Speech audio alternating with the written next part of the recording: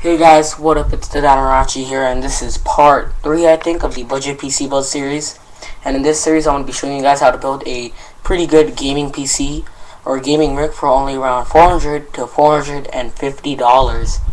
So as you can see here, this is part 3 of the series, and in this series, in this video, I'm going to be showing you guys how to install your RAM in your computer. So we already have all of the other components already installed, as you can see here, like our hard drive, DVD drive, power supply, case fans, motherboards, CPUs, and everything else. But the RAM is one of the most essential, I guess I could say, pieces of a PC build. It's called the random access memory, and this is the random access memory, as it says, because the hard drive is actually used for stored data, such as already installed applications or whatever the heck it might be, gadgets, files. But the random access memory is what's being used live.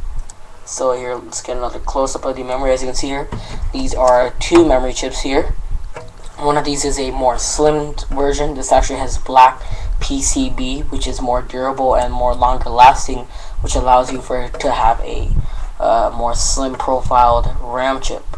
So let's go ahead and install this to our computer. As you can see, there is a ridge or groove in our RAM chip here. I'm gonna get that in focused. Yeah. Come on. Can we?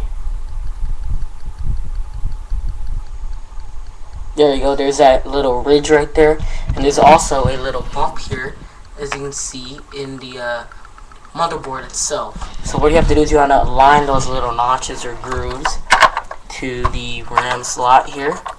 You're going to just like drop it down, and then it's going to hear that little click.